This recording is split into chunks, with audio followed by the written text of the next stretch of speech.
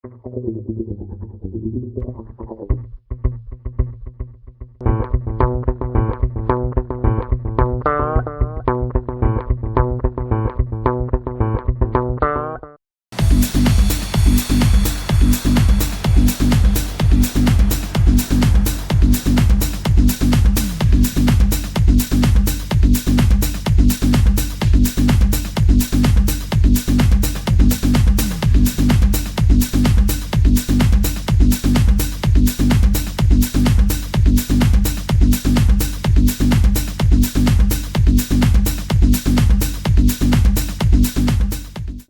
வருஷம் தொடக்கமே ரொம்ப அழகாக தொடங்கிச்சு. திருப்பதி பிரதர்ஸ்க்கு கோலி சோடா, மில்டன், மஞ்சப்பை, ராகவன், மிக முக்கியமான 2 படங்களுக்கு பிறகு கொஞ்சம் பொறுமையாக இருப்போம். அஞ்சான் இருக்குது, பெரிய படம், அந்த வேலையை பெருசாக செய்யணும். அதனால் இடையில எதுவுமே வேணாமே, கொஞ்சம் தள்ளி வச்சுக்கலாம், 4-5 படம் வேறு நடந்துட்டுன்னு நினச்சிட்டே இருந்தோம்.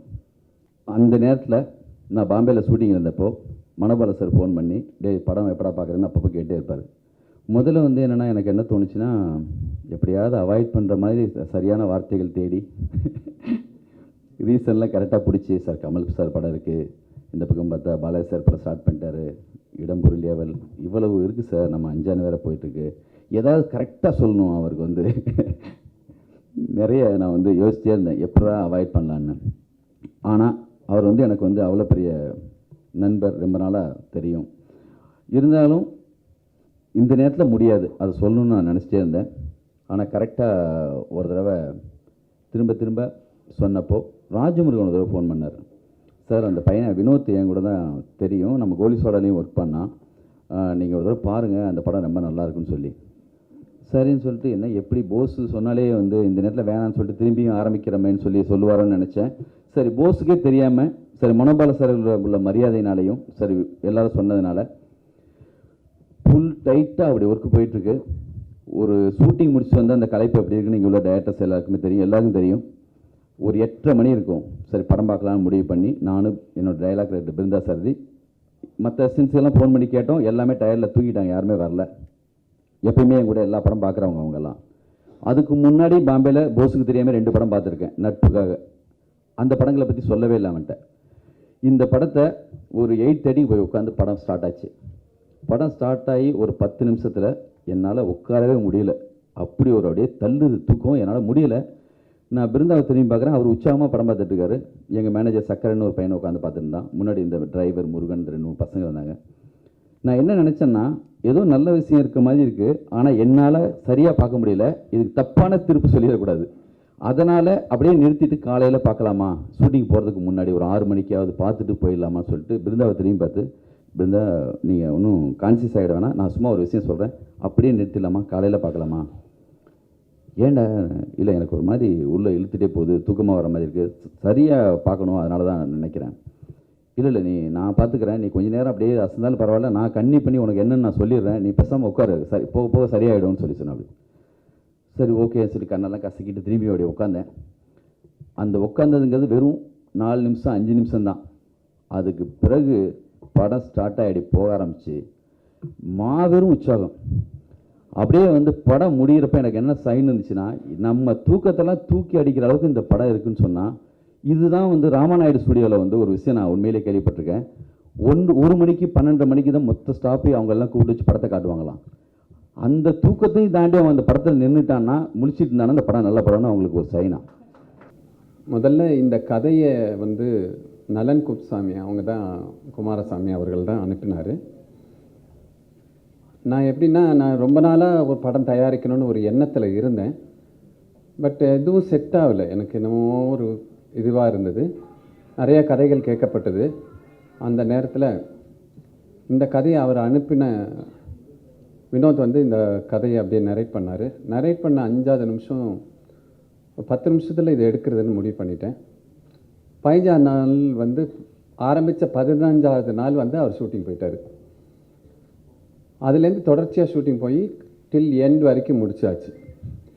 எப்போதுமே இப்போ உள்ள காலகட்டங்களில் ஒரு கதை கண்டுபிடிக்கிறதுங்கிறது ரொம்ப பெரிய கஷ்டமாக இருக்குது. அதை விட அந்த கதையை திரைப்படமாக்குறதும், அதை விட அதை வெளியேறதும் ரொம்ப கஷ்டமாக இருக்குது.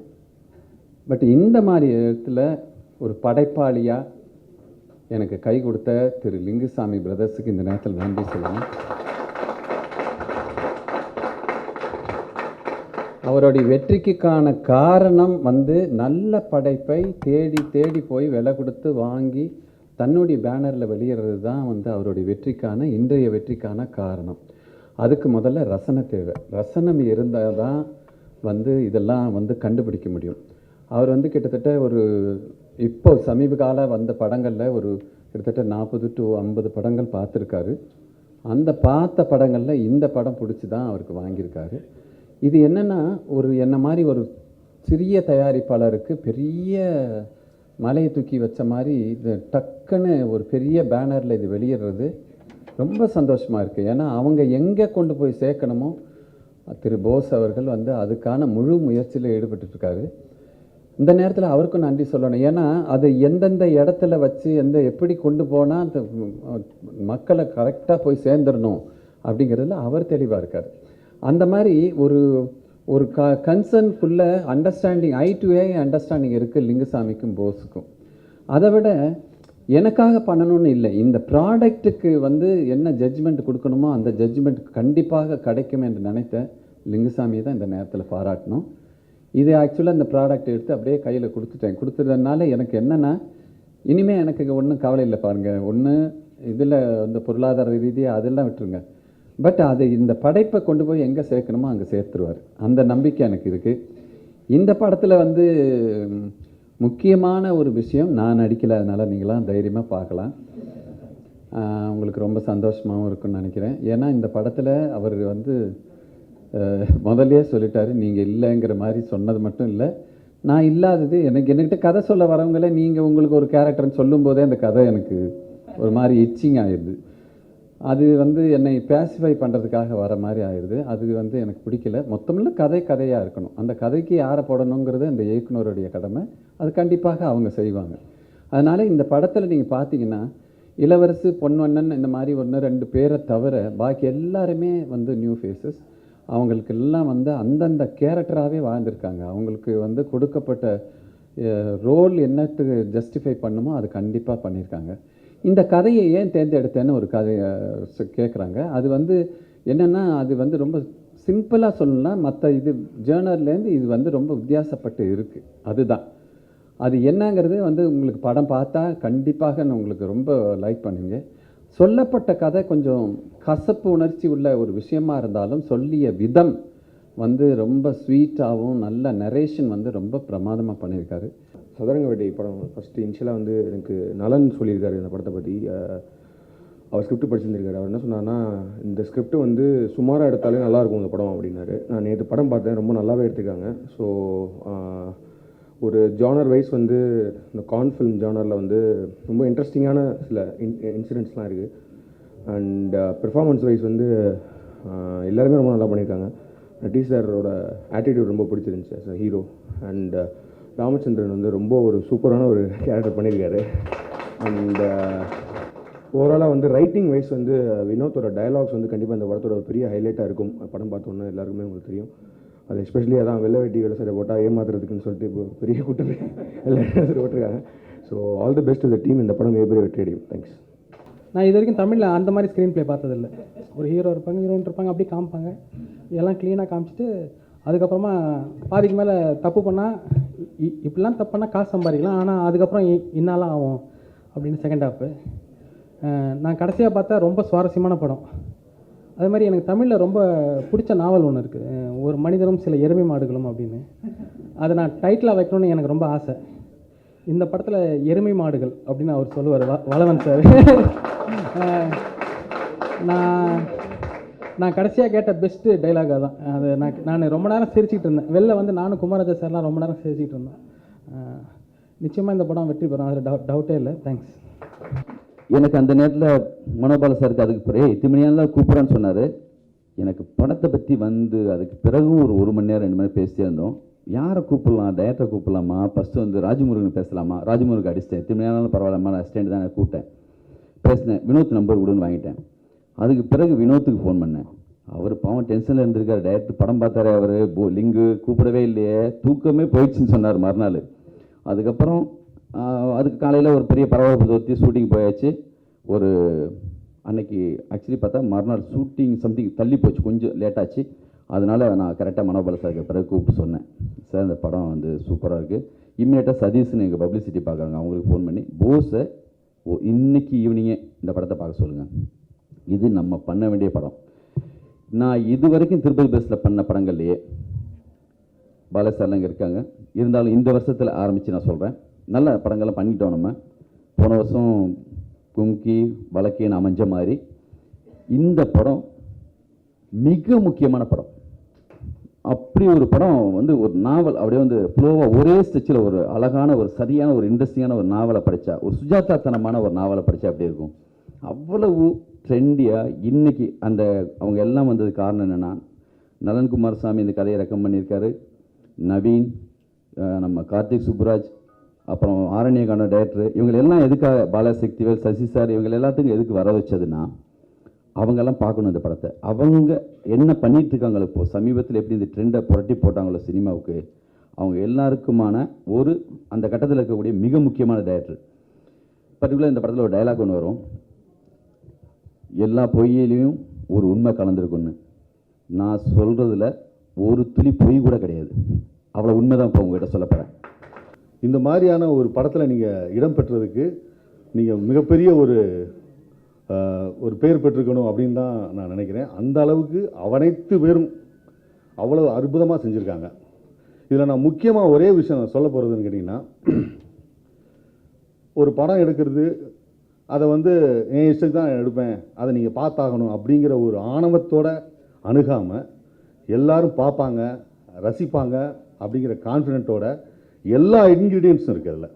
காமெடி, சென்டிமெண்ட், சினிமாவுக்கு தேவைப்படுற சாங், இது எல்லாத்தையுமே சரிசமமாக கொடுத்து நம்மளை ஆரம்பத்துலேருந்து இறுதி வரையும் கட்டி போட வச்ச ஒரு படம் தான் சதுரங்க வேட்டை.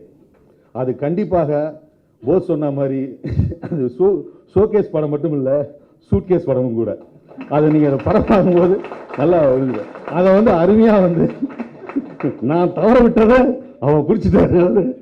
அதனால் எனக்கு வந்து அந்த படத்தை பார்த்துன்னு சொன்னிச்சு, எனக்கு ஒரு மாதிரி ஒரு இன்ஃபைட்டி காம்ப்ளெக்ஸ் வந்துருச்சு, இப்படி பண்ணியிருக்கான் அப்படின்னு அந்த வியந்து அவர்கிட்ட நான் சொன்னேன். கொஞ்சம் கெட்ட வார்த்தையில் திட்டினேன், தயவு சொல்ல முடியாது.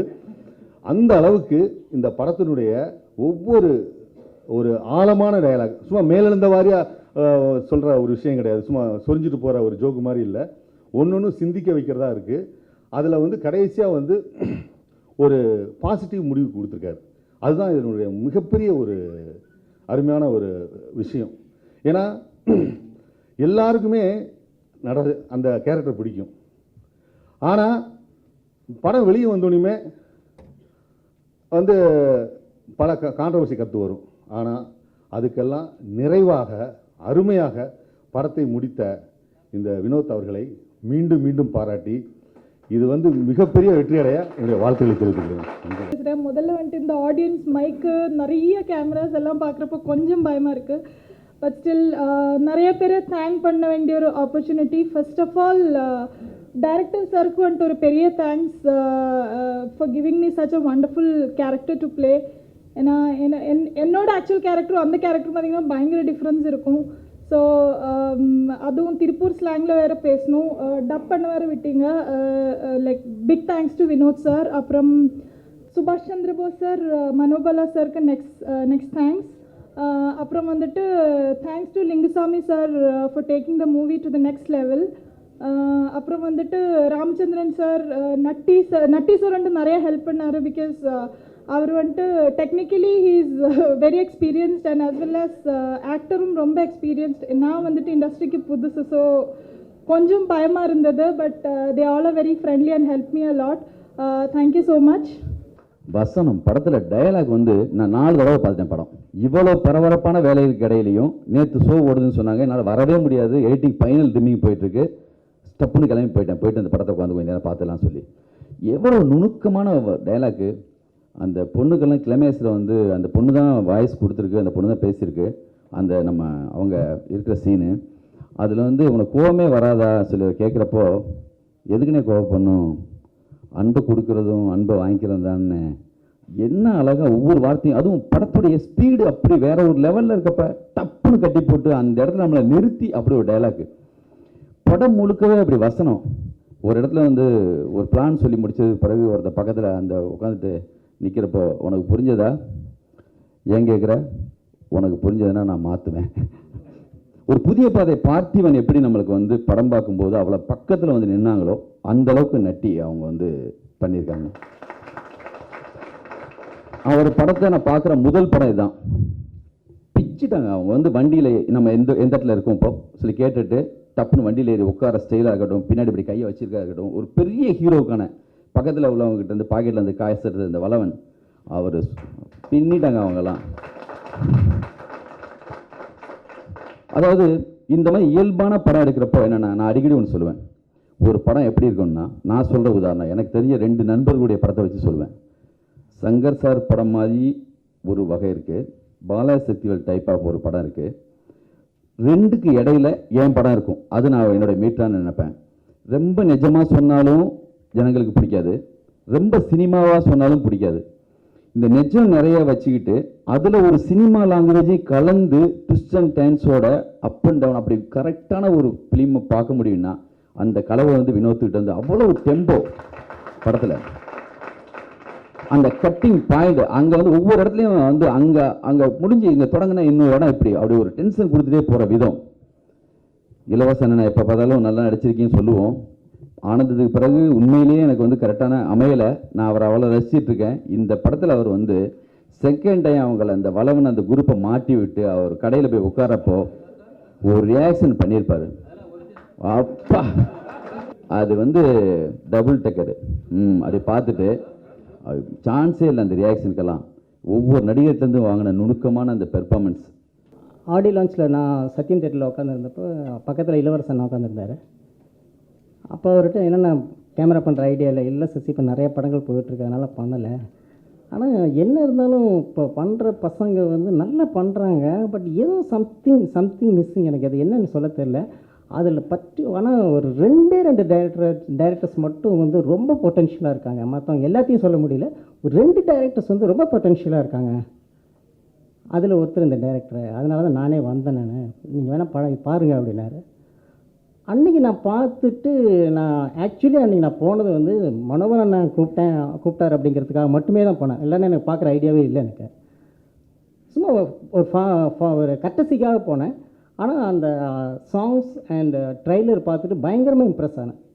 நிஜமே மனசளவில் ரொம்ப இம்ப்ரெஸ். இந்த படம் பெருசாக வரும் அப்படின்னு நினச்சேன். அதுக்கப்புறம் ஒரு 20 நாள் கழித்து போஸ் கூப்பிட்டாரு. இது மாதிரி இந்த படத்தை நீங்கள் பார்க்குறீங்களா அப்படின்னு கேட்டார். போஸ் இந்த படம் பயங்கர இம்ப்ரெசிவாக இருக்கேன் போஸ், எனக்கு நான் இந்த படம் உடனே பார்க்கணும் அப்படின்னு பார்த்துட்டு அதே மாதிரி தான் அன்னைக்கு இளவரசன் எப்படி வந்து இம்ப்ரெஸ் ஆகி ஒரு பொட்டென்ஷியல் டைரக்டர் அப்படின்னு நினச்சாரோ, நான் வந்து ஒரு ட்ரெய்லரை பார்த்துட்டு இந்த பையன்கிட்ட விஷயம் இருக்குது அப்படின்னு நினச்சினோம். அதே இம்ப்ரெஷன் படம் 2.5 மணி நேரம் படம் முடித்த பிறகு சேம் இம்ப்ரெஷனோட வெளியே வந்தேன். லிங்கு கிட்ட சொன்னேன், லிங்கு டோன்ட் மிஸ் இட், எனக்கு ரொம்ப பிடிச்சிருக்கு இந்த படம் அப்படின்னு சொன்னேன். அது வந்து ரொம்ப ரேருங்க. அதாவது சில பேர் வந்து ட்ரெய்லரை மட்டும் கரெக்டாக பண்ணிவிடுவாங்க, படத்தை சொதப்பிடுவாங்க. சாங்ஸ் நல்லா எடுத்துருப்பாங்க, படத்தில் வந்து அந்த அதுக்கான லீட் இருக்காது, சாங்ஸ் மட்டும் தனியாக இருக்கும். ஆனால் இந்த படம் முடித்த பிறகு ஒரு வெட்டரன் டைரக்டர் பண்ண மாதிரி ஒரு பயங்கர ஒரு பெரிய டைரக்டர் பண்ண ஒரு ஃபீல் கிடச்சிது எனக்கு. அந்த அதாவது படங்கள் கூட சக்ஸஸ் கொடுத்துருவாங்க, ஆனால் அந்த படத்தை டைரக்டரோட அடுத்த படத்தை பற்றி நம்ம கவலையே இருக்காது. ஓகே ஓடிடுச்சு அவ்வளோதான் இருக்கும். ஆனால் வினோதோட படம் அடுத்து எப்போ வரும்னு நான் இப்போயே எதிர்பார்க்க ஆரம்பிச்சிட்டேன். இதுதான் உண்மை. இந்த 2.5 மணி நேரம் படத்தை பார்த்துக்கப்ப ட்ரெய்லர் பார்த்து எப்படி இம்ப்ரெஸ் ஆனனோ, படத்தை பார்த்துட்டு பிறகு எனக்கு கொஞ்சம் அதிகப்படியாக தெரிஞ்ச விஷயம், நான் அதிகமாக வினோதிட்டு தெரிஞ்ச விஷயம் வந்து ஒரு ஆர்டிஸ்ட்டுக்கிட்ட இருந்து எப்படி வேலை வாங்குறது அப்படிங்கிறது தான். எனக்கு தெரிஞ்ச நட்டி, அப்புறம் இளவரசன், நம்ம சார் இவங்களையெல்லாம் தவிர எனக்கு வேற எல்லாருமே புதுசாக தான் இருந்தாங்க. எல்லாத்துட்டையும் ரொம்ப பர்ஃபெக்டாக வேலை வாங்கியிருந்தார். அதுவும் நட்டி சாரோட மொதல் படம் பார்க்குறேன் நான். வெரி இம்ப்ரெசிவ், ரொம்ப நல்லா பண்ணியிருந்தார். ஒரு ஹீரோவுக்கான அதாவது அந்த கதையோட கதைக்கு இவர் தான் கரெக்ட் அப்படிங்கிற மாதிரி இருந்தார். அதில் கங்க்ராட்ஸ் சார். அப்புறம் அந்த பொண்ணை பற்றி சொன்னாங்க, வாய்ஸ் வந்து அந்த பொண்ணை கொடுத்துருக்காங்க அப்படின்னு. நீங்கள் எழுதி வச்சுக்கோங்க, இந்த படம் முடிஞ்சு வெளியே வரும்போது அந்த பொண்ணோட வாய்ஸ் வந்து உங்கள் மைண்டில் இருந்துகிட்டே இருக்கும். அப்படி பேசியிருக்காங்க, ரொம்ப நல்லா பேசியிருக்காங்க. Very good, nice. Goli Soda, Manjapai, hat trick. இந்த படத்தை பற்றி கிட்டத்தட்ட ஒரு 3-4 மாதமாகவே நான் கேள்விப்பட்டே இருக்கேன். இந்த படம் திருப்பதி பிரதர்ஸ் வாங்குறதுக்கு முன்னால் இருந்தே யாரை பார்த்தாலும் எங்கேயோ ஒரு இடத்துல சார் சதுரங்க வேட்டைன்னு ஒரு படம் போயிட்டுருக்கு, ரொம்ப நல்லா இருக்குது. ராஜமுருகன் வீட்டுக்கு வராரு, நவீன் சதுரங்க வேட்டையை பாருங்க நவீன், அது ரொம்ப ப்ரில்லியண்ட்டாக வந்திருக்கு, ரொம்ப நல்லா இருக்கு நவீன் அப்படின்னாரு. நலன்குமார் சாமி சொல்கிறாரு, சதுரங்க வேட்டை நல்லா இருக்குப்பா, நல்லா இருக்குது அப்படிங்கிறார். ஒரு நெருப்பு இல்லாமல் புகையாது அப்படிம்பாங்களே, இது ரொம்ப நாளாக புகைஞ்சிட்டே இருக்குது, என்னடா இந்த படத்தில் இருக்குது அப்படின்ட்டு அதனால தான் இங்கே கூப்பிட்டோன்னே கண்டிப்பாக இந்த படத்தை பார்த்தோம்ட்டு நேற்று பார்த்தேன். கண்டிப்பாக ஒரு பெரிய ஒரு நெருப்பு இருக்குது, ஒரு அழகான விஷயம், ஒரு ஸ்ட்ராங்கான ஒரு ஃபிலிம், நல்ல கண்டென்ட், அது நல்ல என்டர்டெய்னிங்காக சொல்லியிருக்காங்க, ரொம்ப நல்ல என்டர்டெய்னர். படம் ஸ்டார்ட்லேருந்து கடைசி வரைக்கும் நம்மளை கண்டிப்பாக வந்து ஒரு விறுவிறுன்னு என்டர்டெயின் பண்ணக்கூடிய ஒரு திரைப்படம். வினோத்க்கு என்னுடைய வாழ்த்துக்கள். ஏன்னா ஃபர்ஸ்ட் ஃபிலிம் ஒரு இண்டிபெண்ட் ஃபில்மாக பண்ணும்போது அது எவ்வளோ கஷ்டம் இருக்கும் அப்படின்னு நல்லாவே தெரியும். ஆனால் அந்த இண்டிபெண்ட் ஃபில்ம் மேக்கிங், அவங்களுக்குள்ளான அந்த கஷ்டங்கள் ஃபினான்ஷியலாக இல்லை எந்த கஷ்டத்தோட சூடும் ஸ்க்ரீனில் தெரியவே இல்லை. படம் வந்து அவ்வளோ நீட்டாக இருக்குது, ஒரு நல்ல ஃப்ளோ இருக்குது. வினோத் கண்டிப்பாக வந்து he is a director to be expected, ரொம்ப எதிர்பார்க்கக்கூடிய ஒரு இயக்குனர். கண்டிப்பாக இந்த படத்தை தயாரித்ததற்காக மனோபால அண்ணனுக்கு ஒரு பெரிய நன்றி சொல்லணும். அடுத்தது இது இப்போ இருக்கிற ஒரு டைமில் ஃபில்ம் மேக்கிங், ஒரு ப்ரொடக்ஷன், படம் ப்ரொடியூஸ் பண்ணுறது அப்படிங்கிறது இன்றைக்கி பெரிய விஷயமே இல்லை. ஒரு 500 படம் தயாராகிட்டு இருக்கு. அந்த படத்தை மக்களுக்கு போய் சேர்த்துறது தான் இன்றைக்கி பெரிய விஷயமா இருக்குது. அந்த மாதிரி இருக்கிற ஒரு சுச்சுவேஷனில் திருப்பதி பிரதர்ஸ் கையில் இந்த படம் வந்திருக்கு அப்படிங்கிறது தான் இந்த படத்துக்கான பெரிய ப்ளஸ். நல்ல பப்ளிசிட்டி இருக்குது, நல்ல பப்ளிசிட்டி இருக்குது. கண்டிப்பாக இந்த படம் பெரிய ஒரு ஹிட் ஃபில்மாக வரும். கண்டிப்பாக நேற்று பார்த்துல ஒரு சீன் நான் சொல்லி ஆகணும். வினோத் தப்பாக நினச்சிட்டு பரவாயில்ல, படத்தை பற்றி பேசுகிறேன். ஒரு பிளான் சொல்கிறான், சொல்லி முடிச்சுன்னே அங்கே ஒருத்தர் நின்றுருக்கான், அவன்கிட்ட கேட்குறான், டே உனக்கு இது புரிஞ்சா அப்படிங்கிறான். புரியவே இல்லைங்க அப்படிங்கிறான். அப்போ கண்டிப்பாக வந்து நல்லது. ஏன் அப்படின்னா, இல்லை உனக்கே புரிஞ்சிச்சுன்னா இந்த பிளான் நான் மாற்றி ஆகணும் அப்படிங்கிறான். அது ஒரு ப்ரில்லியண்ட்டான ஒரு ரைட்டிங். அது ரொம்ப என்ஜாய் பண்ணோம். இந்த ஒரு படத்தை பற்றி பேசுகிறது வந்து ஒரு படம் பார்த்ததுக்கப்புறம் 4 ஃப்ரெண்ட்ஸ் உட்காந்துட்டு பேசுகிறோன்னா ஒரு 2 மணி நேரம் 3 மணி நேரம் பேசிட்டே இருக்கலாம், இது இப்படி இருந்துச்சு அப்படி இருந்துச்சுன்னு. இந்த இடத்துல படத்தை பற்றி எதுவும் சொல்லக்கூடாதுங்கிற ஒரு விஷயம் இருக்குது. படம் நல்லா இருக்குது, ஒரு பெரிய என்டர்டெய்னர். இந்த படம் கண்டிப்பாக பெரிய வெற்றி பெறும். வினோத்க்கு, மனோபால அண்ணனுக்கு, திருப்பதி பிரதர்ஸ் எல்லாருக்குமே என்னுடைய வாழ்த்துக்கள். நன்றி சார். இந்த படத்தை நான் வாங்கினதில் வந்து அவங்களுக்கு பெருமைன்னு சொல்கிறாங்க. எனக்கு முழுக்க இந்த படத்தை வாங்கினதில், இந்த மாதிரி படத்தை எடுத்துட்டா அது நீங்கள் இந்த மாதிரி படத்தை எடுத்துட்டா அதை வந்து என்னென்னா இதை விட கொண்டு போய் சேர்க்குற பொறுப்பு, அதை விட வேறு என்ன கொடுப்புன்னு வேணும். அது வந்து அதை நான் வந்து ஒரு ஆடியன்ஸாக வந்து இன்றைக்கும் அந்த மனநிலையோடு தான் நான் இன்றைக்கும் இந்த மேடையில் நிற்கிறேன். நல்ல ரசனையான விஷயங்களை சரியான யார் செஞ்சாலும் அதை வந்து முழு மனசோடு செய்கிறதுக்கு நான் வந்து 100% திருப்பதி பிரதர்ஸ் ரெடியாக இருக்குது. போஸ் அவர் வந்து என்னென்னா, எனக்காவது கொஞ்சம் சின்ன தாட்சணியம், நட்பு, இத்தனை வருஷம் 20 வருஷம் இவங்களோட இருந்திருக்கோம், அவங்களுக்காக ஒன்று செய்யணும் அப்படிலாம் நினைப்பேன். அவர் பியூராக அவர் மனசுக்கு 100% பட்டா மட்டும்தான், அது இல்லாத பட்சத்தில் தொடவே மாட்டார் எந்த விஷயத்தையும். அவருக்கான ஒரு விஷயம் பிடிச்சி போச்சுன்னா அது யார் சொன்னாலும் அதை பண்ணணும்னா பண்ணணும் தான். அவர் படம் பார்க்குற விதமும் அப்படி தான் இருக்கும். திருஷ்யன்னு ஒரு படம், நான் பாம்பேயில் இருக்கேன், என்ன பிஸியாக இருந்தாலும் படத்தை போய் பாடுறான்னார். அவருக்கு 100% தொத்திடும் ஒரு சில விஷயம், என்னை விட பரபரப்பாக இருக்கிற மாதிரி தெரியும், ஆனால் அவங்க வந்து அவ்வளோ பியூரானவங்க. அவருக்கு வந்து கரெக்டாக ஒரு விஷயம் அடிச்சதுன்னா, நான் முத சீன் சொல்லி பார்க்கறது கூட அவர்கிட்ட தான், என்னை விட டேஸ்டானவன். அவன் டயட்டாக இருந்தால் 5 படத்தை 50 நாள் எடுத்து முடிச்சிருப்பான், அவ்வளவு பரபரப்பானவர். வினோத், மனோபாலா சார், நட்டி, இந்த மொத்த டீம் எல்லாருக்கும் நாங்கள் உண்மையிலேயே வந்து பெருமைப்படுறோம். இந்த மாதிரி படத்தை வாங்கி விடுறதுக்கு பெரிய பயம் இருந்துச்சு. 5 ஒரு பெரிய படம் இருக்குது, அதுக்கு முன்னாடி விட போகிறோம், இது சரியாக வரணும், இந்த நேரத்தில் எந்த தப்பு நடந்துடக்கூடாது, கொஞ்சம் யோசிச்சு செய்வோமா அப்படிலாம் எவ்வளவோ யோசித்தோம். ஆனால் 4 தடவை நான் பார்த்தது, முதல் தடவையே அந்த சைன் கிடச்சிச்சு, 4 தடவை என்ஜாய் பண்ணி பார்த்துட்டேன். 100% இந்த படம் மிகப்பெரிய வெற்றி அடையும். அதை உங்களுக்கு முன்னாடி ஏன் சொல்கிறேன்னா, நீங்கள் இந்த காரியத்தை ஒவ்வொரு முறையும் கோலி சோடாவை வழக்கு எண்ணெய் கொண்டு போய் சேர்த்தது எல்லாமே நீங்கள் தான். உங்கள் சபையில் தான் நான் இதை சொல்லணும். நான் தைரியமாக அதை ஒயிட் அண்ட் ஒயிட் கட்டிக்கிட்டு உங்களுக்கு முன்னாடி உண்மையிலே தைரியமாக சொல்கிறேன், நீங்களும் அதை ஆதரவிப்பீங்க. உங்களுக்கும் அந்த மனசு இருக்குது, உங்களுக்கும் வந்து என்னென்னு உங்களுக்கு தெரியும். நீங்கள் அதை பார்த்துப்பீங்க. இன்னுமே அதை திருப்பதி பிரதர்ஸ் பார்த்துக்கும். ஒவ்வொரு படத்துக்கும் ஒரு ஃபார்முலா வச்சுருப்பா அப்படி போஸ். இந்த படத்துக்கு சொன்னேன், இதுவரை கற்றுக்கிட்ட மொத்த வித்தையும் இறக்கு இந்த படத்தில். இந்த படத்தை கொண்டு போய் அப்படி ரீச் பண்ணும், அதுதான் டே அண்ட் நைட் உன்னுடைய ஒர்க்கு தான் அப்படி சொல்லி மொத்தமாக ஒப்படைச்சாச்சு. அந்த வேலையை அவர் பார்த்துப்பார். இந்த படம் மாபெரும் வெற்றி அடையும். வெற்றிக்கு பிறகு மறுபடியும் சந்திப்போம், எல்லோரும் பேசுவோம். நன்றி, வணக்கம்.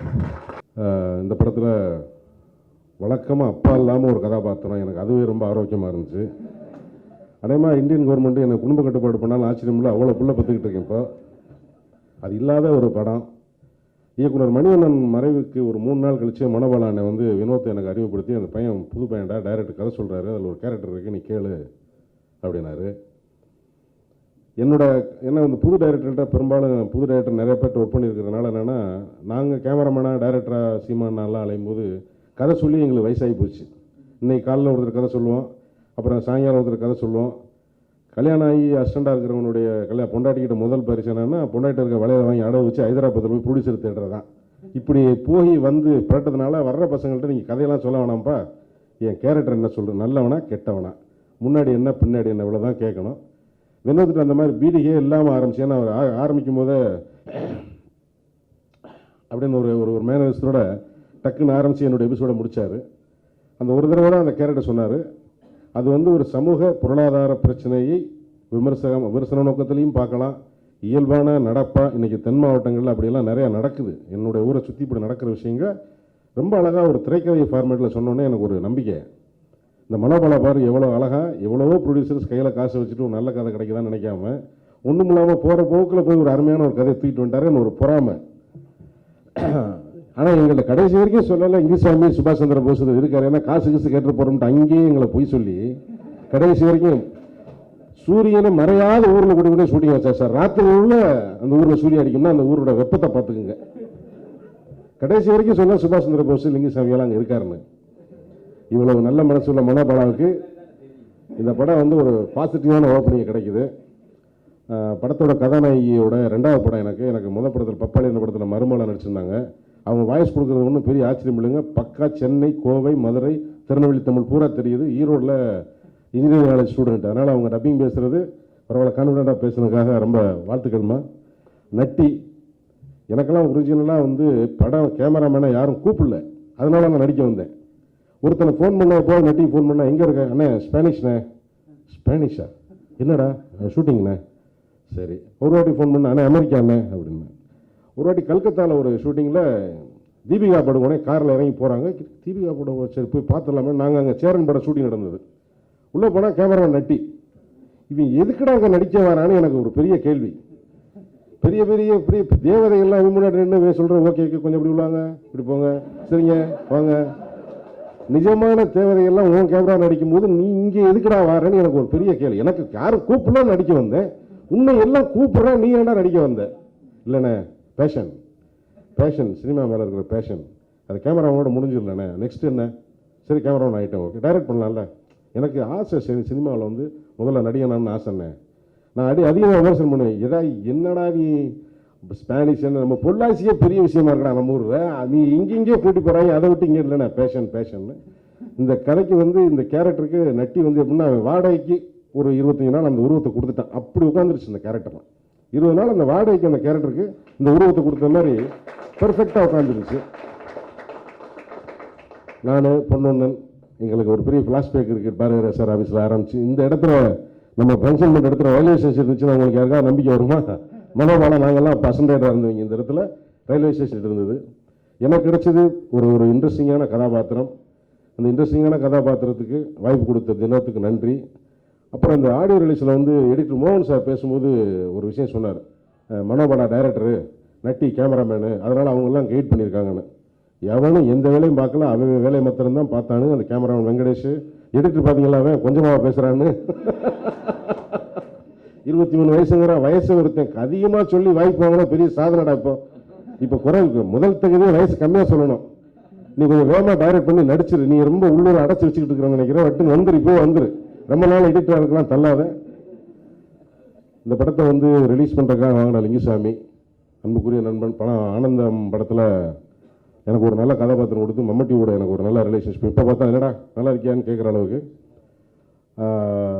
ஒரு டைரக்டராக வந்து சினிமாவில் ப்ரொடியூசர் ஆகி திரும்ப ஒரு பரபரப்பான டிஸ்ட்ரிபியூட்டர் ஆகுறதுன்றது அவ்வளோ சாதாரணமான வேலை இல்லை. இன்றைக்கி ஒரிஜினலாக ப்ரொடியூசர்ஸ், ஒரிஜினல் டிஸ்ட்ரிபியூட்டர்ஸ் யாருமே சினிமாவை வாங்குறதுக்கோ விநியோகம் பண்ணுறதுக்கோ பயப்படுற ஒரு நேரத்தில் ஒரு டெக்னீஷியன் உள்ளே இறங்கி பண்ணுறதுன்றது ஒரு சாதாரணம் கிடையாது. மனமார்ந்த வாழ்த்துக்கள் லிங்குசாமி. இவரும் லிங்குசாமி பாலாசக்திவேல் என்னை எப்போ பார்த்தோன்னா அண்ணே பிச்சுட்டீங்க, அண்ணே பிச்சுட்டீங்கன்னுவாங்க. அதுக்கு அர்த்தம் என்னென்னா அவங்க 2 பேரும் படம் இருக்கும்போது என்னை பிச்சு விட்டு போயிடுறது. நான் பிச்சுட்டு அர்த்தம் கிடையாது, 2 பேரும் படம் இருக்கும்போது என்னை கூற மாட்டேன். அந்த பிச்சுறதை முதலே சொல்ல ரொம்ப நன்றியா, நல்லா பிச்சு விட்டுருங்க.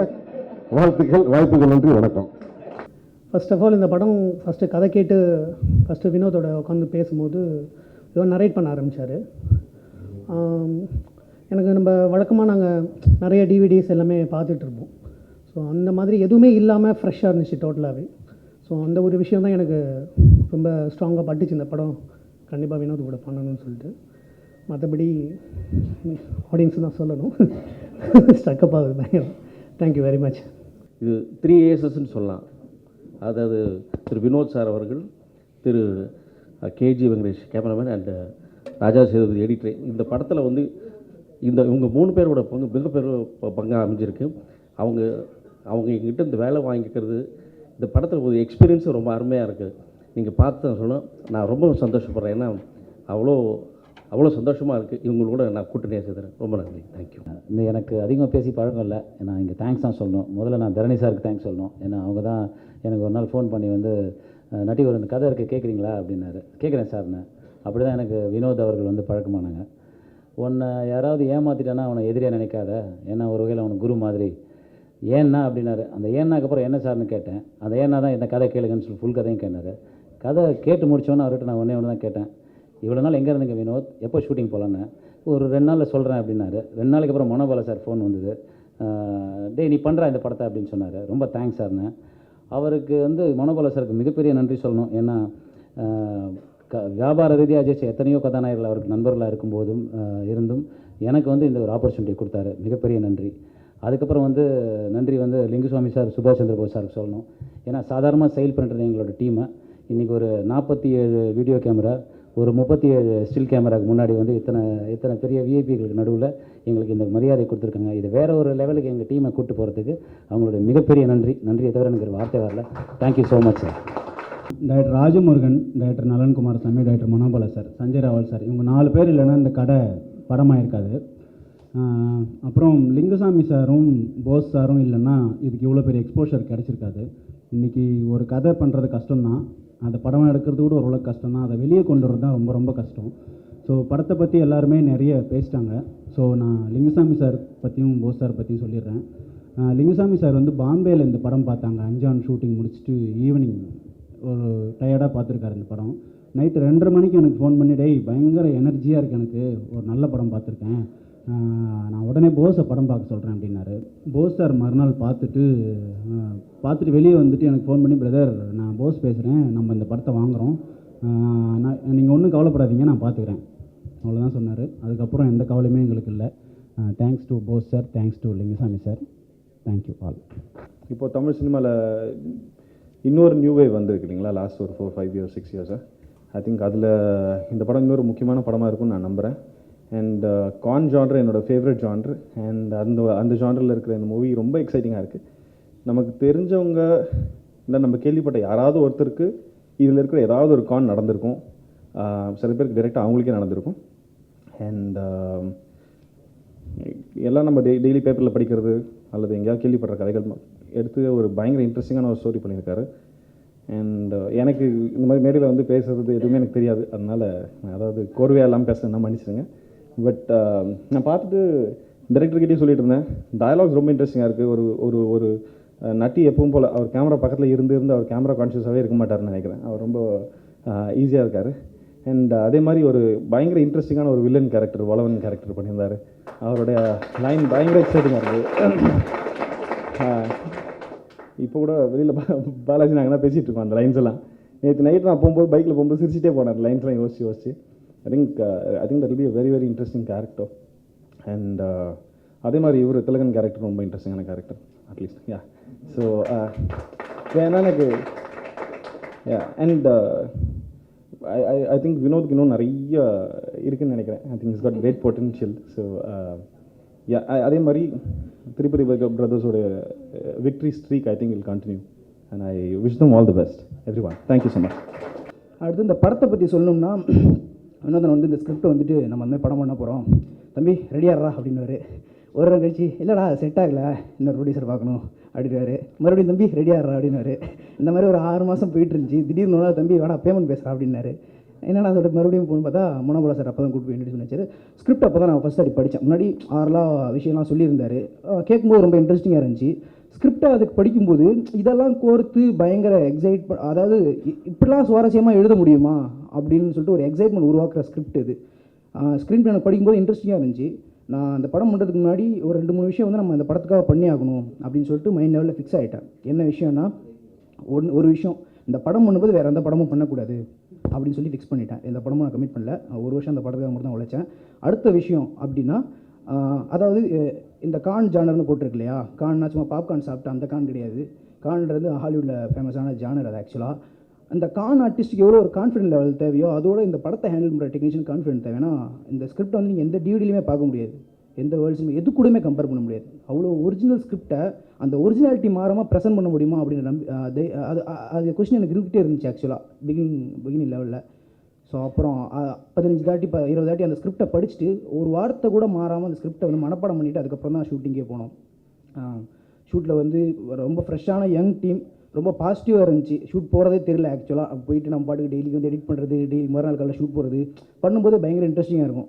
ஏதாவது ஒரு ஷாட் மிஸ் பண்ணால் கூட கேமராமேன் நோட் பண்ணி சொல்லுவார், நான் எல்லா ஆங்கிள்லையும் எல்லா ஷாட்டையும் எடுத்திருக்கேன், நீ மிஸ் பண்ண முடியாது அப்படின்னாரு. அவர் ஆக்சுவலாக திரைப்பட கல்லூரி என்னோட சீனியர், 10 வருஷம் சீனியர் ஜூனியருக்கு ஒரு கேப் இருக்கும் ஆக்சுவலாக. இன்ஸ்டியூட்லேயே வந்து சல்யூட் போடு அது போடுன்னு சொல்லி அந்த ரேக்கிங்லாம் பண்ணுவாங்க. அதெல்லாம் எதுவுமே கிடையாது. அவர் ஆக்சுவலாக பயங்கர ஃப்ரெண்ட்லியாக பக்கத்தில் உட்காந்துக்கிட்டு ஏதாவது மிஸ் பண்ண கூட அதான் எனக்கு எல்லா பாசிபிலிட்டியும் ஏற்படுத்தி கொடுத்தாங்க. ஒரு சீன் வந்து க்ளோஸ்அப்பில் ஆரம்பிக்கிறோம், லாங்கில் முடிக்கிறோம், இன்னும் எல்லா வகையான ஷாட் எல்லா ஆங்கிள்லேயுமே இருக்கும். எல்லா ரஷ்ஷையும் பார்த்து நிதானமாக கட் பண்ணி அந்த வெர்ஷன்ஸ் பண்ணோம். அதாவது வெர்ஷன்ஸ்னால் ஒரு விஷயத்தையே 2-3 வகையாக பண்ணி பார்க்குறது, எது வந்து மோஸ்ட் பாசிபிள் எஃபெக்டிவாக இருக்கோ அதை பண்ணி பார்க்குறது.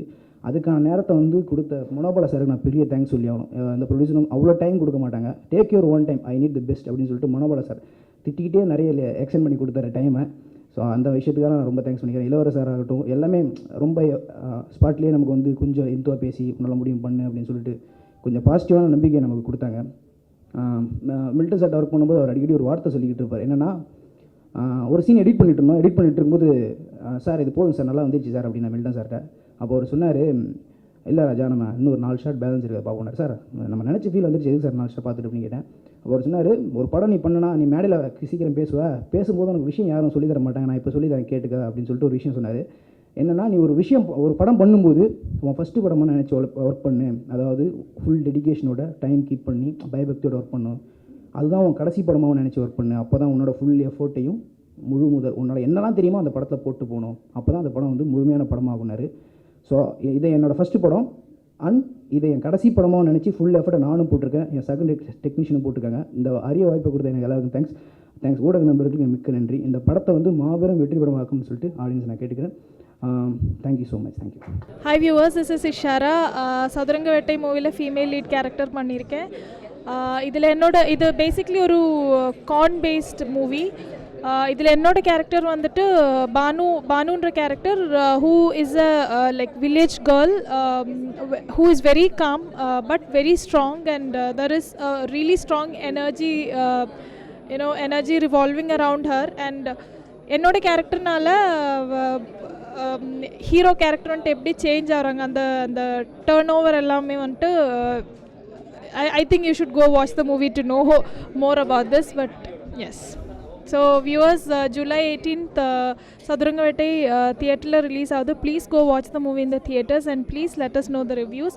Please pray for the entire team of Saduranga Vettai. Thank you.